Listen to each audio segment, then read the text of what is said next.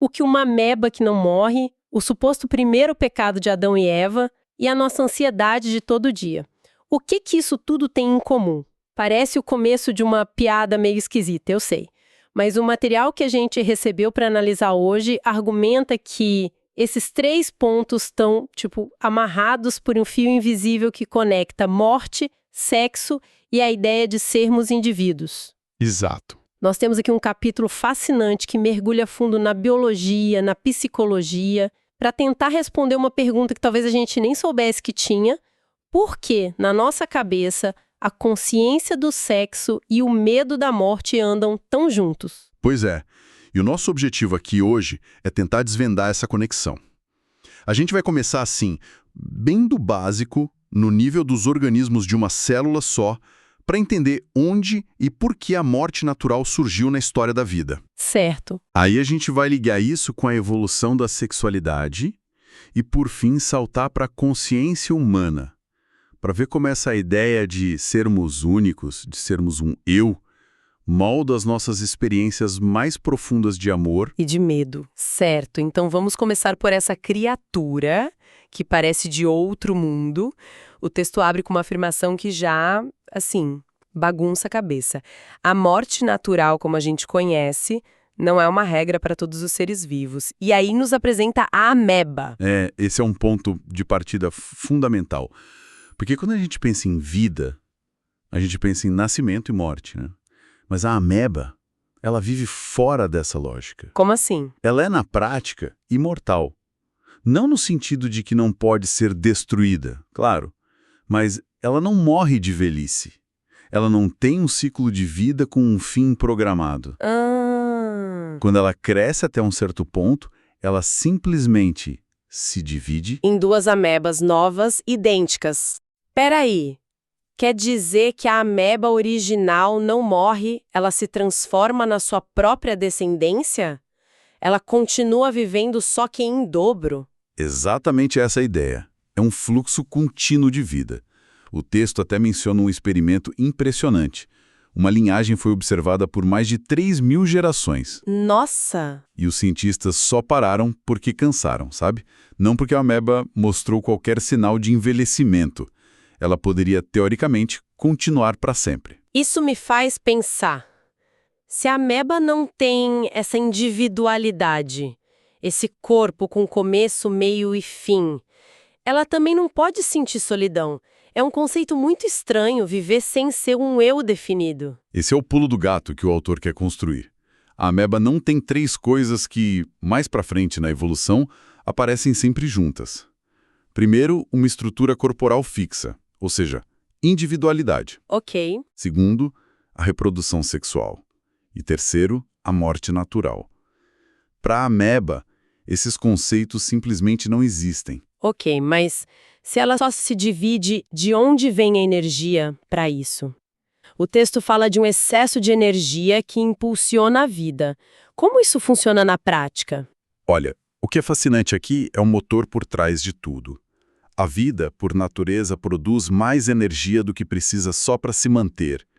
Pensa numa planta crescendo em direção ao sol. Certo. Esse excesso de energia impulsiona o crescimento, a expansão. Na ameba, essa energia faz com que ela cresça até um tamanho crítico. Chega um ponto em que a pressão interna fica grande demais. E aí ela se divide. Exato. A divisão é a forma mais genial de resolver isso. Ela libera essa tensão, se livra do excesso de massa e, no processo, se rejuvenesce em 2 novas unidades. É quase um alívio de pressão que também é um ato de criação. E tem mais um comportamento curioso que o texto descreve, a tal da conjugação. Não é reprodução, mas parece um ensaio para o sexo. Certo. É um ótimo jeito de colocar. A conjugação é quando 2 amebas se aproximam, se fundem por um tempo e trocam um pouco do seu material interno, sabe? A substância viva que as compõe para se refrescarem. Uma troca. Uma troca. Depois elas se separam cada uma para o seu lado, mas ambas saem do encontro revitalizadas, com mais vigor. Não geram um novo ser, mas renova os que já existem. O autor chama isso de forma muito bonita de o protótipo da sexualidade. É união pela união, pelo bem da própria vida. Certo. Então temos a ameba como esse fluxo de vida imortal sem um eu definido. Mas a vida não ficou nesse estágio simples. Qual foi o próximo passo? O que acontece quando as coisas começam a se organizar? Qual é o preço dessa sofisticação toda? O preço é exatamente o que a gente estava falando que a ameba não tinha. O texto nos leva para um organismo de transição incrível chamado Volvox. Volvox. Isso. Ele não é mais uma célula única. É tipo uma colônia de milhares de células que vivem juntas, formando uma pequena esfera oca. É como se fosse o primeiro rascunho de um corpo com muitas células. E essa organização já muda tudo, imagino. Muda completamente o jogo, porque dentro dessa colônia, as células começam a se especializar. Algumas ficam responsáveis pela locomoção, outras pela estrutura. E aqui está o ponto-chave. Outras se especializam na reprodução. O Volvox desenvolve células pequenas e móveis muito parecidas com espermatozoides, e outras células grandes e cheias de nutrientes que funcionam como óvulos. É o início da diferenciação sexual como a gente conhece. Espera um pouco. Se surge a reprodução sexual e a gente aprendeu que sexo, morte e individualidade andam juntos, então é aqui que a morte entra na história. Exatamente. Com essa nova complexidade, vem a grande e inevitável novidade. A morte. O Volvox é mortal. Mortal? Sim. Depois que a colônia completa seu ciclo de vida e libera as novas colônias filhas, geradas sexualmente, ela simplesmente para. As células perdem a coordenação, a esfera se desfaz e ela morre. É a primeira morte natural programada que vemos na análise. Nossa, pensar que a morte natural teve um começo, que ela foi uma invenção da evolução para permitir algo novo, é muito contraintuitivo. A gente sempre pensa nela como um fim universal, né? Não como uma ferramenta. Sim. O texto até cita um zoólogo dizendo que a morte surgiu tudo pelo bem do sexo. Soa quase como uma troca injusta. E essa é a interpretação superficial que o autor quer desafiar. Se a gente conecta isso ao quadro geral, a conclusão é muito mais profunda. A morte não é o preço que a gente paga pelo sexo. Não. Na verdade, tanto a morte quanto o sexo são consequências da criação de uma coisa ainda maior, a individualidade. O Volvox, com sua estrutura organizada, com um ciclo de vida definido, ele é um indivíduo. A morte é o preço que a gente paga por ter um corpo único, com uma estrutura definida e um tempo de vida limitado. Uau! Isso muda completamente a perspectiva. A morte não é uma falha no sistema, mas uma consequência inevitável de sermos nós, de sermos indivíduos. Perfeito. A morte é a consequência de ter um corpo finito. E o sexo? O sexo é um mecanismo genial que permite que a vida continue através desses corpos finitos. Criando novos indivíduos. Isso. Ao combinar o material de dois, a reprodução sexual cria um terceiro indivíduo, completamente novo e único. Então, a morte e o sexo não são inimigos. São duas faces da mesma moeda da individualidade. Uma encerra um corpo, a outra cria um novo. Essa conexão biológica entre morte e individualidade é fascinante, mas o que eu fico me perguntando é como nós, humanos, com nosso cérebro complexo, processamos isso? Como essa verdade biológica se manifesta na nossa cabeça? Sim. A análise faz essa ponte de um jeito bem inesperado, usando uma história que todo mundo conhece, né? Sim, e é uma transição brilhante. A gente deixa a biologia de lado por um momento e usa o mito da queda de Adão e Eva para explorar como essa conexão aparece na nossa consciência. A interpretação que o texto oferece é totalmente simbólica, claro. Certo. O pecado original não teria sido o ato sexual em si. Afinal, a própria história diz, crescei e multiplicai-vos. O problema foi outro. O problema foi comer o fruto da árvore do conhecimento. Mas conhecimento de quê, exatamente? O conhecimento de que estavam nus. Essa é a chave. Antes disso, o argumento é que eles viviam numa espécie de unidade com a natureza e com seus corpos, como os animais. Eles estavam nus, mas não sabiam que estavam. Não havia autoconsciência. Eles não se viam de fora. Exato. Comer o fruto foi o que abriu os olhos deles para si mesmos. Saber que estavam nus Significa que pela primeira vez eles se viram como objetos separados da sua mente, que podiam ser observados. E um corpo que pode ser observado é um corpo que envelhece, que adoece, que morre. É aí que a consciência da mortalidade entra. E junto com ela, a vergonha. Exatamente, esse é o nascimento do medo.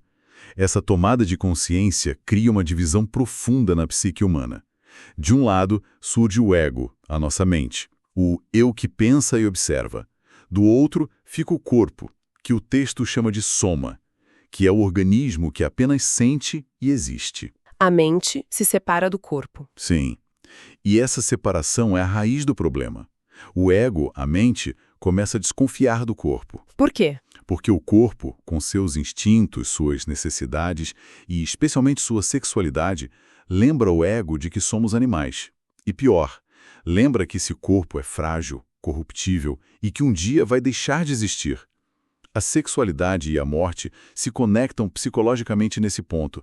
Ambas são experiências avassaladoras do corpo que o ego não consegue controlar e que o lembram da sua finitude. Quer dizer que a nossa mania de cobrir o corpo e toda a nossa ansiedade social começou porque um dia a gente se deu conta de que era mortal. É a desculpa mais profunda que já ouvi para sentir vergonha na praia. De um ponto de vista simbólico, sim. E o texto sugere que a verdadeira maturidade emocional e psicológica seria superar essa divisão, sabe? Reintegrar a mente e o corpo. O problema é que a nossa cultura muitas vezes reforça essa separação, nos ensinando a ver o corpo como um objeto a ser melhorado ou controlado, em vez de ser a nossa casa. Ok, então essa autoconsciência nos torna indivíduos, mas nos joga para fora do paraíso da ignorância e nos coloca nesse estado de ansiedade. É esse o custo de ser quem a gente é, essa solidão fundamental. É o paradoxo da individualidade. Ser único é também ser separado. O texto argumenta que quanto mais desenvolvida e complexa a personalidade de alguém, mais agudo pode ser esse sentimento de isolamento. Faz sentido. Uma ameba, como a gente viu, nunca está sozinha porque ela é parte de um todo. Já o ser humano autoconsciente está, em última análise, sozinho dentro da própria mente. E grande parte da ansiedade da vida moderna, segundo essa perspectiva, vem dessa solidão existencial de sermos um eu consciente da sua separação do resto do universo. Certo. Se a origem da ansiedade é essa separação, essa solidão de ser um indivíduo, qual seria a solução que o texto aponta? Não me diga que é só amor de uma forma genérica. Não. A proposta é bem mais específica e visceral. A resposta não é o amor como um conceito abstrato, mas o amor em ação.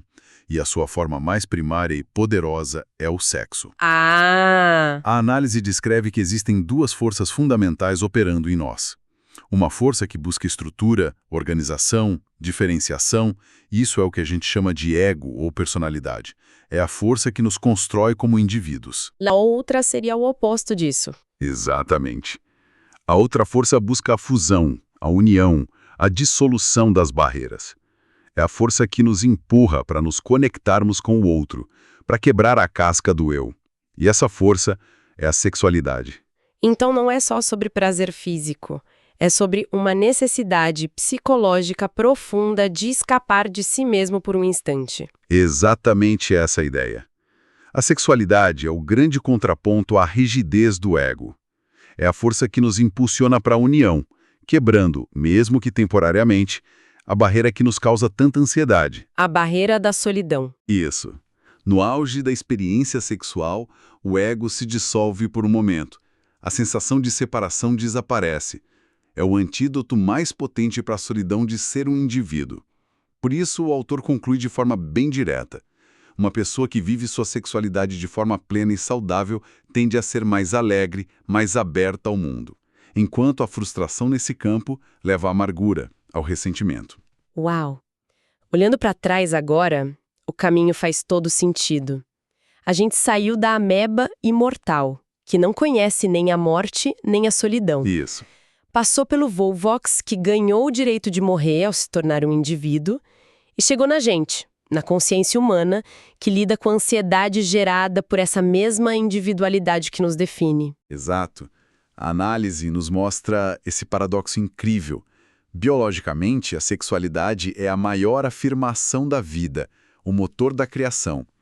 Mas para o nosso ego consciente, ela se torna psicologicamente assustadora e ligada à morte, porque ambas são experiências do corpo que ameaçam o controle da mente. Certo. E nesse cenário, o amor e o sexo se tornam a resposta da nossa psique para superar o medo da finitude, buscando na fusão com o outro um alívio para o isolamento que a consciência da morte nos impõe. E isso me leva de volta a um ponto que você mencionou antes, que o texto usa para fechar.